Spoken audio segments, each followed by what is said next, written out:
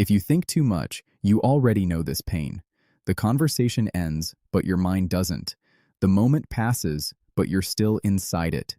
One sentence, one look, one delay in a text message, and suddenly your brain turns a small moment into a full psychological investigation.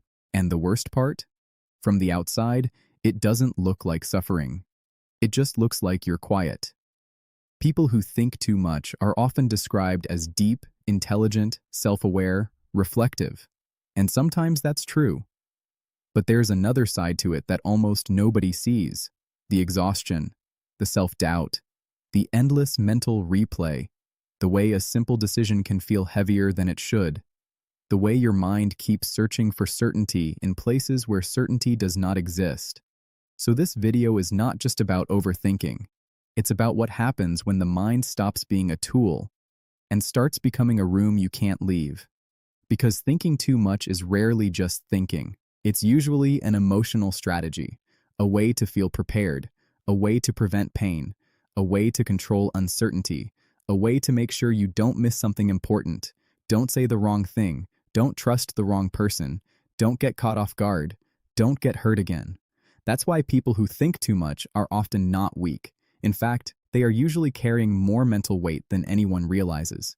They are the ones who notice the change in tone, the pause before the answer, the message that feels colder than yesterday, the smile that looks slightly forced, the "I'm fine" that clearly isn't fine. They do not just hear words, they hear what might be hidden behind them, and that sounds useful, even wise. But there's a thin line between awareness and overload, between insight and obsession, between being thoughtful and being trapped in a loop that never gives your nervous system a chance to breathe. That's the first truth most people miss. Overthinking is not always a sign of intelligence. Sometimes it is a sign of unresolved fear wearing the mask of intelligence. A person who thinks too much often lives in what if. What if I was too much? What if I said it wrong? What if they're upset? What if I made the wrong choice? What if this goes badly? What if I missed a red flag? What if they leave? What if I regret this later? And when your mind lives in what if, life becomes very hard to actually live, because every moment gets split in two. There's the moment itself, and then there's the mental commentary about the moment, the analysis, the prediction, the correction, the imaginary future consequences, the alternate scenarios, the emotional rehearsals, the private cross-examination that never seems to end. And slowly, you stop experiencing life directly. You start processing it instead. That's why people who think too much often look calm while feeling completely overwhelmed inside. Their body may be sitting still, but their inner world is moving at full speed. One thought connects to another, then another, until even rest feels mentally crowded. And here's what makes this more complicated. A lot of overthinkers are not irrational. They often are perceptive. They often are right about things other people miss. They do notice patterns. They do catch emotional inconsistencies. They do sense when something feels off. So the problem is not that their brain sees nothing. The problem is that it sees too much, then refuses to stop. That's why overthinking can be so hard to let go of. If your mind has saved you before, you begin to trust it too much. You start believing that if you just analyze enough, prepare enough, replay enough, anticipate enough, you can protect yourself from pain. But life does not reward endless internal rehearsing. At some point, the mind stops protecting you and starts exhausting you. And one of the clearest signs of someone who thinks too much is that they struggle to feel simple around life. Nothing feels fully light. Even good things get analyzed. Even happy moments get questioned. Even love gets examined for hidden instability. Someone compliments you, and part of you wonders if they really mean it. Someone gets quiet, and your brain starts scanning for what changed. You finally get what you wanted, and instead of enjoying it, you start thinking about how it could fall apart. This is why overthinking steals more than peace. It steals presence. It makes it difficult to be where you are because your mind is always one step ahead, one step behind, or 10 layers underneath. And that doesn't just affect emotions. It affects relationships. People who think too much often love deeply, but not always peacefully. They care hard. They notice hard. They remember details.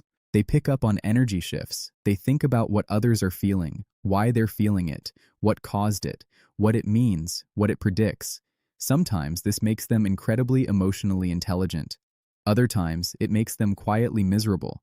Because when you are constantly interpreting, you rarely feel fully secure. You're always mentally testing the emotional ground beneath you. Is this stable? Is this changing? Is this safe? Are they pulling away? Should I say something? Should I wait? Am I overreacting? Am I underreacting? And by the time the other person simply says, I was just tired, you have already lived through 6 versions of emotional disaster in your head.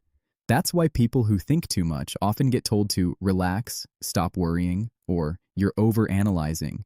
But those words rarely help, because overthinking is not usually solved by being told to stop. If it were that easy, they would have stopped years ago. What overthinkers need is not judgment. It's understanding, because excessive thinking often has roots. Sometimes it comes from anxiety, a brain trained to prepare for danger. Sometimes it comes from childhood unpredictability, an environment where reading every shift in mood helped you stay safe. Sometimes it comes from heartbreak. Once you've been blindsided, your mind tries to make sure it never happens again. Sometimes it comes from perfectionism, the belief that if you think long enough, you can avoid mistakes and stay in control. And sometimes it comes from being deeply sensitive in a world that rewards emotional numbness. In all of these cases, thinking too much is not random. It is adaptation. That's the line worth remembering. Many overthinkers are not mentally weak. They are mentally overtrained. Their mind has learned that attention equals safety, that analysis equals control, that staying one step ahead reduces pain. So they become highly skilled at detecting patterns, reading subtext, and imagining consequences. But every survival strategy has a cost, and the cost here is often chronic tension. People who think too much tend to carry invisible fatigue, not just because they are busy, but because their brain rarely allows full rest. They may sleep, but not deeply. They may take time off, but their mind keeps working.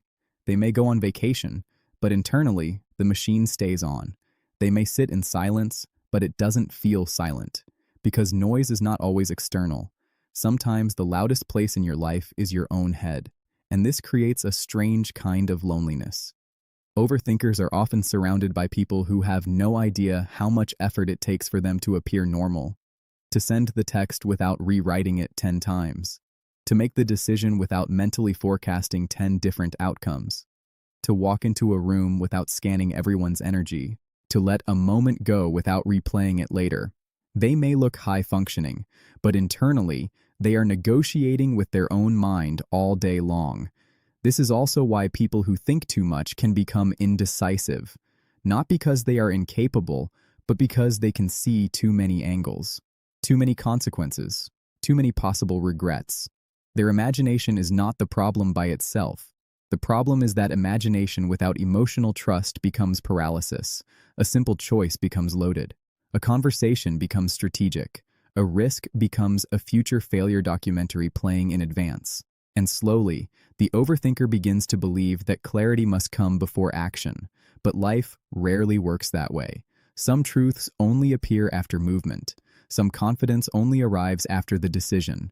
Some peace only begins when the mind realizes it cannot solve uncertainty by multiplying it. That's a painful lesson for people who think too much, because uncertainty is exactly what they've been trying to defeat.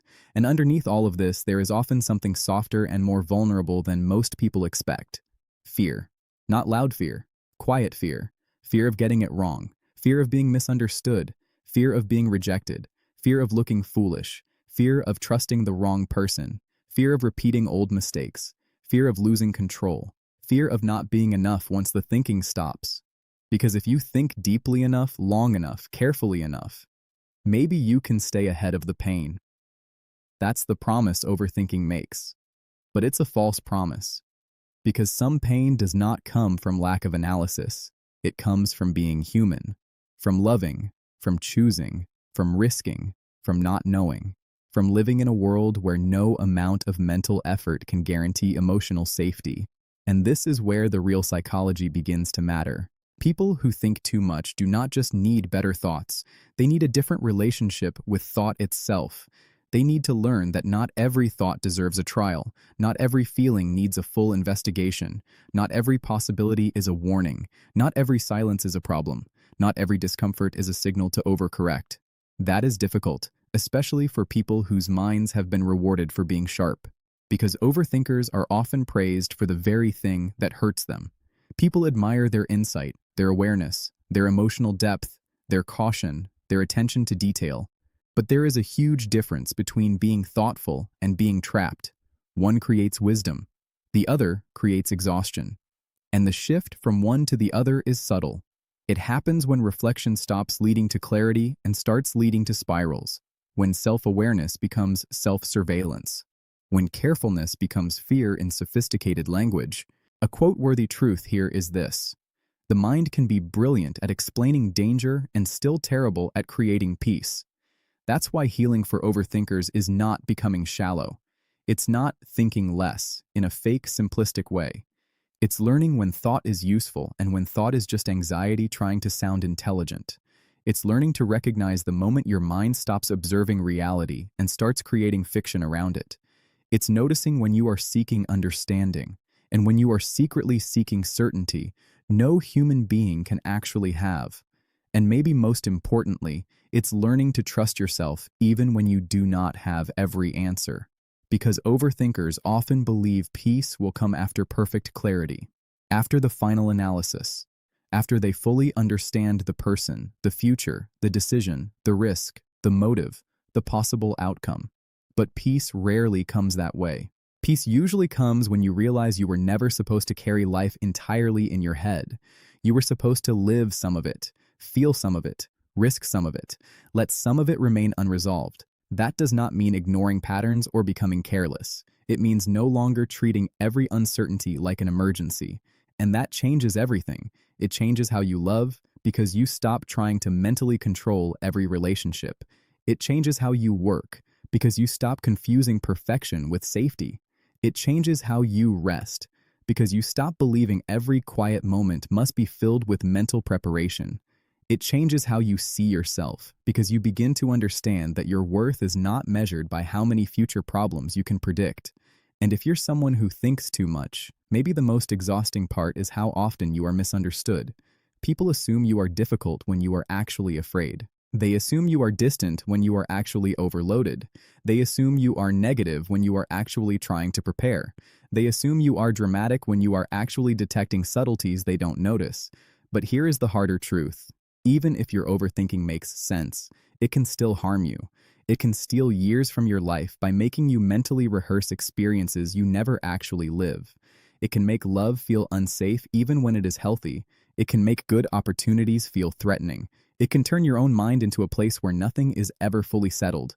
And eventually, you have to ask yourself a painful but freeing question. Is my thinking helping me face life or helping me avoid it? That question changes people, because many overthinkers discover that what they called being careful was often fear of surrender, fear of letting life unfold without constant internal management, fear of allowing the unknown to exist without immediately trying to reduce it. But life is not a math problem. People are not equations. Healing is not mental domination. Sometimes the next level of growth is not becoming better at thinking. It's becoming better at stopping. Stopping the fourth replay. Stopping the imaginary argument. Stopping the urge to decode every small change. Stopping the habit of turning possibility into prophecy. Stopping the belief that anxiety deserves the final word. And in that stopping, something unexpected appears. Space. Space to breathe. Space to feel what is real instead of what is feared. Space to notice that many of the disasters your mind rehearsed never arrived. Space to discover that you are stronger than your need to predict. Space to understand that uncertainty is not always the enemy. If this feels familiar, maybe you are not broken.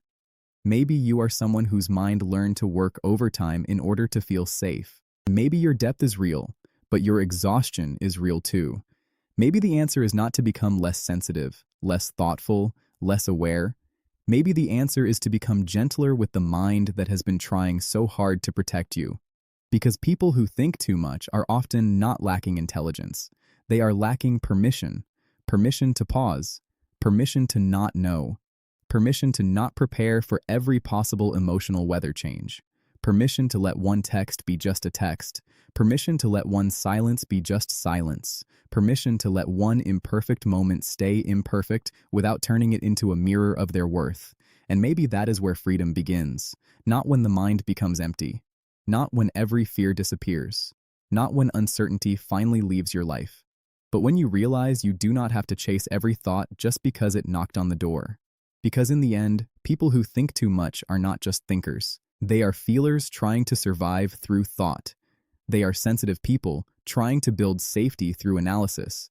They are hearts trying to protect themselves by becoming hyper-intelligent around pain. And that is why the mind gets so loud. It was never just noise, it was self-protection. But there comes a point when protection becomes prison. And if you've reached that point, maybe this is the truth you need to hear. You do not need to solve every possibility to deserve peace. You do not need to understand every silence to be okay. You do not need to think your way out of being human. Sometimes healing begins the moment you stop asking your mind to do what only trust can do. And maybe that's the deepest truth of all. The people who think too much are often the people who have cared too much, feared too much, carried too much, and tried too hard to hold life together from the inside.